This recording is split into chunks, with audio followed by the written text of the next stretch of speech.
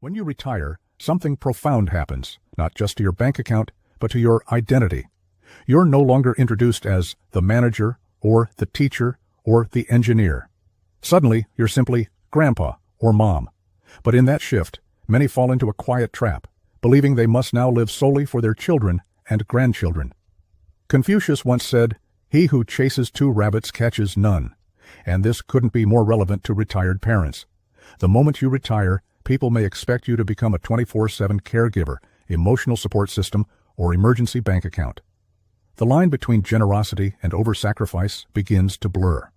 Let's start with the most common and dangerous thing you might be tempted to give away after retirement: your home. Yes, the house you worked decades to pay off, the one that witnessed your children grow, and where you finally imagined peace. Don't give it up so quickly. Some well-meaning parents sign over their homes to their children under the belief that it's better to handle inheritance early, or they need it more now. But doing this too soon can be a silent invitation to regret. Here's why. Once the house is no longer in your name, you give up more than a title deed. You give up control, autonomy, and sometimes even respect. In worst cases, children, or in-laws, begin to treat you like a tenant in what was once your sanctuary. They might suggest changes you don't agree with. Renovate rooms you cherish, invite guests you don't know, or worse, pressure you to move out because they need more space. Does that sound harsh? It is. But it happens more often than you'd believe. If you think, "But my children would never do that," understand? It's rarely out of malice. It's often convenience. And convenience has a way of slowly eroding empathy. A parent without property is sometimes seen as a parent without options. So, what can you do? Start with this principle. Keep your assets until you are truly ready to give them, with full clarity, not guilt. The best gift you can give your children is not your house. It's your stability, your wisdom, your dignity. Let them work toward their own independence, as you once did. If they need help, you can support them in smarter, safer ways that don't sacrifice your own security. Another point often overlooked: retirement doesn't mean obligation. Many parents believe that since they now have time, they should always be available for babysitting, errand running, or family emergencies. But retirement isn't a shift from full-time job to full-time parent. It's your chance to rest, to reflect, to reinvent yourself. Of course, helping out now and then is a beautiful expression of love, but if you find yourself exhausted, frustrated, or resentful, those aren't signs of generosity. They're symptoms of burnout. You are not being selfish for choosing rest. You are not being cold for setting boundaries. You are not failing your family for saying, "No, not today." Your time is yours, and it's just as valuable now as when you were working. So before you hand over the keys to your home or your schedule, ask yourself, am I doing this from love or from fear? Is this sustainable, or am I setting myself up for regret? If I were my own parent, what would I advise myself to do? Retirement is not the end of your power. It's the start of a new kind of wisdom, one where love is shown not through sacrifice, but through self-respect. Because the truth is, your children need your strength, not your surrender. And the best lesson you can teach them in this new chapter is how to live without losing yourself. Beyond the house, there are other things retired parents are often tempted, or pressured, to give up without realizing their long-term impact. Let's talk about the second silent surrender: your savings. You spent a lifetime working, saving, planning. Maybe you gave up vacations, said no to luxuries, postponed dreams, all for a future you hoped would feel secure. And then, one day, your grown child comes to you, eyes weary, voice trembling, asking for help. A down payment, a business idea, debt relief, or simply, "I can't make rent this month, can you help?" And your heart answers before your head can, because what kind of parent says no? But here's what no one tells you. Retirement savings are not family emergency funds. They are your lifeline, your freedom, your last defense against a world that doesn't care if you have enough left at 80 to pay your bills or buy your medicine. You may think, "It's just a loan, they'll pay me back." But let's be honest, how often does that actually happen? And even if it does, at what cost? When you deplete your nest egg for your children, you may unintentionally become a financial burden to them in the future. Ironically, the very outcome you were trying to avoid. This is not protection. This is postponed pain. Confucius taught that true wisdom is knowing what to give and what to keep. Helping doesn't always mean handing over money. Sometimes it means offering advice, resources, or simply emotional support. And sometimes the most powerful act of love is allowing someone to struggle long enough to grow. If your child is in real need and you truly can help, set boundaries. Offer limited, one-time support. Put it in writing. Be clear about your own limits. The third thing you should never hand over too quickly is your schedule. Retired life can be a trap if you don't guard your time. You suddenly become the on-call grandparent, the free chauffeur, the last-minute problem solver. And while these roles may feel rewarding at first, over time, they can erode your freedom and your joy. You are not selfish for having plans. You are not cold for needing space. And you don't owe anyone your time just because you have it. Many retired parents fall into this guilt loop. I'm not working anymore, so I should help out more. But this mindset can turn into quiet resentment. Have you ever found yourself rearranging your week around someone else's child's soccer practice, or driving 3 towns over because your adult son forgot to pick up groceries? Here's the truth. You deserve a calendar that reflects your desires, not just your duties. In this stage of life, your schedule is sacred. It is filled with opportunities for self-discovery, for new friendships, for creativity. It should not be a leftover canvas for other people's problems. Finally, and perhaps most importantly, don't give up your sanity, your peace of mind. So many retired parents live under silent stress. They worry about their children's jobs, marriages, finances, even their moods. They carry these burdens like invisible weights, losing sleep over things they can't control. But here's the harsh truth. You cannot live your children's lives for them. And every time you carry what is not yours to carry, you lose a little bit of yourself. It's not your job to fix every problem. It's not your job to be the emotional glue holding everyone together. It's not your job to absorb every crisis like a sponge. Your job, if anything, is to protect your peace, to become the calm in the center of the storm, not the one being thrown around by it.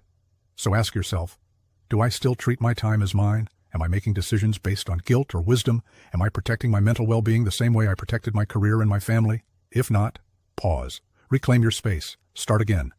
Because retirement should not be the beginning of erasure. It should be the beginning of sovereignty. You've earned your savings. You've earned your time. You've earned your peace. Now, keep them. There is something deeper that many retired parents give away without even realizing it. Their identity. It doesn't happen overnight. It's slow, subtle. 1,000 small moments of yes when you wanted to say no. 1,000 small silences when you had something to say but didn't want to upset anyone. One day you wake up and realize you've disappeared. You used to be a teacher, a nurse, a builder, a leader. You had hobbies, routines, friends. You had a way of walking into a room with purpose, of starting your mornings with direction. But slowly, life becomes about everyone else. You become grandma who always watches the kids, dad who can drive us to the airport, mom who is always available. And while love may be at the center of those roles, so is a loss of self. Confucius once said, "He who conquers himself is the mightiest warrior." But what happens when you don't even know who yourself is anymore? Society has done a cruel trick on elders. It praises retirement as freedom, yet immediately expects you to step into new roles that benefit everyone but you. Caregiver, free babysitter, emotional sponge. No one asks, what do you want now? What kind of life do you want to build in this final sacred chapter? Let's pause and be honest. Have you stopped pursuing new dreams because you think you're too old? Have you given up on learning new things because that's for the young? Have you accepted that your best days are behind you? Because here's the truth. If you still have breath, you still have becoming left. This part of life isn't about fading into the background. It's about re-emerging with new color, new softness, new strength. Maybe your hands are slower now, but your mind is sharper. Maybe your body aches, but your heart sees with more clarity. Maybe you've been quiet for too long, but your voice still matters. You have a right to rediscover yourself. Take a painting class. Travel to a city you've never seen. Learn to dance, to write poetry, to sit in silence and feel joy. You are not here just to serve the next generation. You are also here to live. And this leads us to another thing you should never hand over, your values. Retirement is not the end of your influence. It's the evolution of it. Your children may have their own families now, their own beliefs, their own way of raising kids. But that doesn't mean your values are obsolete. In fact, now more than ever, your wisdom is needed. Quietly, steadily, respectfully. Confucius taught that values are not imposed, they're embodied. It's not about lecturing the next generation. It's about modeling integrity, living with dignity, showing what it means to age with purpose, not bitterness. If your children are making choices you don't agree with, you can still stand tall in your truth without becoming rigid. You can say, "That's not how I see it," without picking a fight. You can hold space for difference while holding firm to your identity. Because if you give away your values too quickly, you risk becoming a ghost in your own family. Present, but not heard. Needed, but not respected. That's not love. That's quiet erasure. Remember, boundaries are not walls. They are bridges to mutual respect.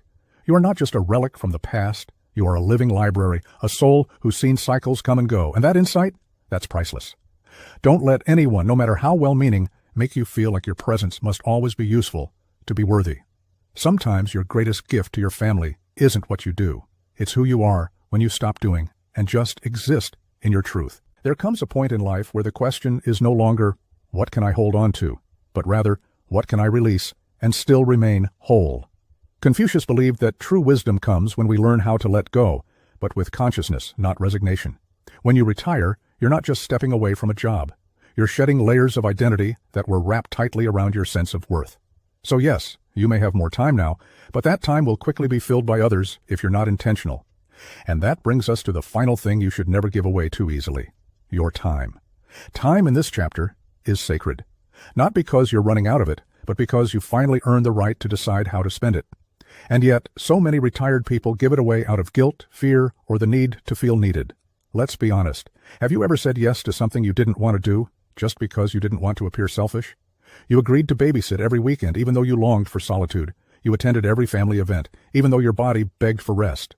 You drove across town to help when no one asked how you were holding up.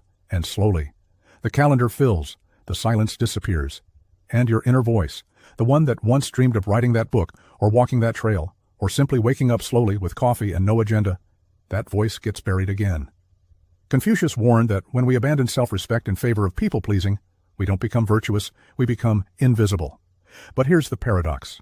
The more you honor your time, the more valuable your presence becomes. Time is not just about availability, it's about presence, energy, attention. Your family doesn't need you drained, exhausted, or resentful. They need you alive, even if that means fewer favors and more boundaries, because you cannot pour from an empty cup. And you certainly weren't put on this earth just to serve until you disappear. Here's what no one tells you. Saying no to others is sometimes the most powerful yes to yourself. Yes to rest. Yes to reflection. Yes to becoming someone even wiser, more whole, more you. This stage of life isn't a retreat, it's a return to the parts of yourself that were set aside during the chaos of child-rearing, careers, responsibilities. Now you have space to listen, to notice, to be. But don't mistake stillness for passivity. This is your most powerful time, if you claim it. Read the books that nourish your soul. Have the long conversations you never had time for. Take walks without needing a destination. Reclaim your mornings. Reclaim your voice. And above all, reclaim your narrative.